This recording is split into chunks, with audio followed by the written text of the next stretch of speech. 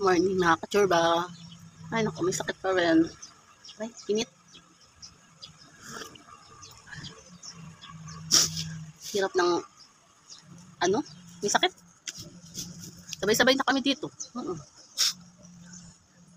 Tara nang magkismis, chikahan. Ano naman. Sarap maglugaw, ano? Ay, ano po, may sakit sa akin ng kapatid ko. Kapatid ko may sakit. Nasundan si Simon. Nasunod ako. Sabay-sabay kami tatlo. Buti na lang ang ate Zoe ko, walang sakit. Hirap. Tuloy-tuloy ang sakit na. Walang pasok ata mga estudyante, no? Kasi parang walang mga bata eh. Ay, nakabuhay. Kumusta na kayo mga kachorba? Hirap mag-ano?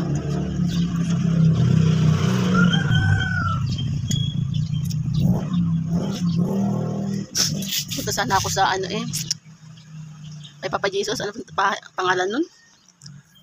Sa bahay ni Papa Jesus. Kasi Friday ngayon eh. Gusto ko sana pumunta. Kaso, hihilo ako dahil.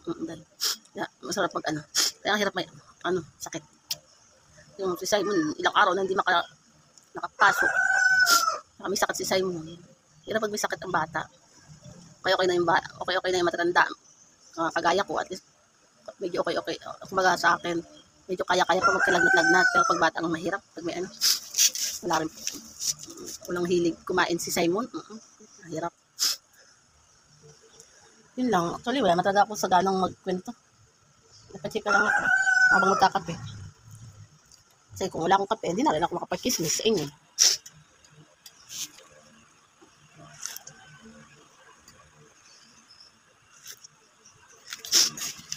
Bakit ba? Pag ganito, may sakit ako. Lagi kong napapanaginipan yung nanay ko, tatay ko, si isa kong kapatid. Tawag dito? Kasi maghapon ako nagtutulog kasi masakit ang ulo ko. Simula pa nung parang nabalis ako, yung naging menstruation ako, tapos yung napasama ako sa swimming, natuloy-tuloy na ako nalagnak. Kaloka. Naginip ako sa mama ko, papa ko, tsaka sa kuya ko. Kasi yung patay na yun, napanaginipan ko. Ang sabi sa akin, uy, bumangon ka na, umuwi ka na. Umuwi daw ako. Bumangon daw ako, umuwi na daw ako. Kumbaga nagising ako, umuwi daw ako dun sa bahay. Yung bahay na yun, hindi dito. Yung pinapauwi ako dun sa dating tinuluyan na bahay. Yung kinuha ko dati sa Pag-ibig. Yun dun kasi sa bahay na yun, dun kasi namatay yung nanay ko, tatay ko. Doon sila namatay. Ano ko ba naman? Alam sa totoo lang, gusto bumalik dun. Hindi ko alam bakit. Kaso ayaw talaga ng mga kapatid ko pumunta dun. Kasi dati nga, di ba nabaha doon kasi ang baba ng bahay na yun, yung baba. Hindi siya kapantay. Hindi siya kagaya ng mga apartment dito. Pantay ang lupa. Para kasi doon siya, may mga apartment, pero doon sa bahay na yun, ang mababa, parang halos kalahati ng bahay tinirahan ko. Kalahati lang ang abot. Kaya pag konting ulan, kahit walang bagyo, basta umulan na may matubig, nabagsak yung lahat sa amin dati. Baba kasi ng yun. Totoo lang, ayoko talagang alisin yung bahay na yun dati kasi pinag-anuhan ko yung sa Pag-ibig. Kaso, yun nga, lumakas ang bagyo, umabot na dito, sa leeg, tumaas ang tubig, kaya umalis kami doon, nakatulog kami dati. Hanggang sa, yung kuya ko, yung mga kapatid ko doon nakatulog, sa side ng tatay ko, ng kuya ko, sa pamilya niya. Siyempre, ayaw din naman ng mga kapatid ko na makasama doon kasi gusto niya kami ang magsama-sama, kami mga kapatid na babae.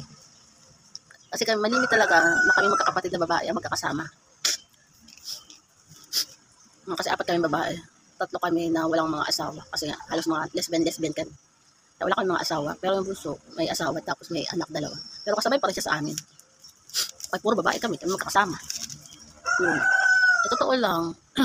Gusto ko talaga makuha yung bahay na yun uli. Ayaw ng mga kapatid ko. Kahit yung mga pinsan ko, ayaw. Kasi nga, malas daw. Malas daw yung bahay na yun. Pero yung noon pa, buhay pa yung mama at papa ko, ayaw na umalis dun sa bahay na yun. Ganda talaga yung bahay na yun. Safe na safe talaga. Safe, maganda mga kapitbahay, maganda din. Safe na safe talaga. Kaya lang, alam ko ba? yung tinirahan namin ngayon parang malas na malas. Kahit naman ng mga kapitbahay dati. Kasi doon sa bahay na yun, marami nang tumira doon. Marami na siyang tumira. Tapos, bawat may tumira doon dati, may namamatay. Alam ko kung pang ilan ako na kumuha ng bahay na yan.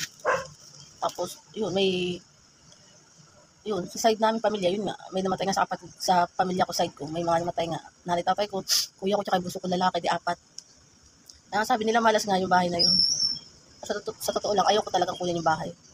Ayaw kong kunin kasi nilakad ko talaga yan dati. Layo pa naman yung pag-ibig niya kasi yung bahay na yan. Ang layo na may hawak. Siguro sa Lucena pa. Lucena pa yung pinaka pag-ibig na kaya may hawak doon. Ang layo. Mga paano kasi kahit gusto na parang ayaw kasi nga sa malas nga daw yung bahay na ganyan. Sa lahat-lahat naman ng may mapapanaginip. Lagi yung bahay na yan. Lagi yan ang nagiging napapanaginipan ko talaga dati. Tapos, itong bahay na yun ang laging tanda ko lagi yung area ng bahay na yun. Yung date niya, yung tawag ito, yung barangay, yung bahay ba? Number ng bahay, yung street. Tanda ko talaga. Tagal na, hindi pa nawawala sa paningin sa utak ko yan. Samantalang sa lahat ng mga tinirahan kong bahay, hindi ko talaga tanda yung mga lugar. Pero yung bahay na yun, hindi talaga yun aalis sa utak. Kaya, ano ko ba? Sa lahat naman ng hindi man lang kami nakakuha ng bahay sa pag-ibig. Kamalasan. Wala lang, napachika lang ako sa inyo kasi nanaginip lang ako. Kaya napachika ko lang. So ko nang mahiga. Nahiga uli ako kaya masakit ang ulo ko. Goodbye naman sa inyo, Diday. Goodbye na sa inyo mga kachorba. Wala muna ako sa mood. Not feeling well pa rin ako. Sana maging okay na ako. Magpapasko pa naman ang hirap. Goodbye na sa inyo. Bye.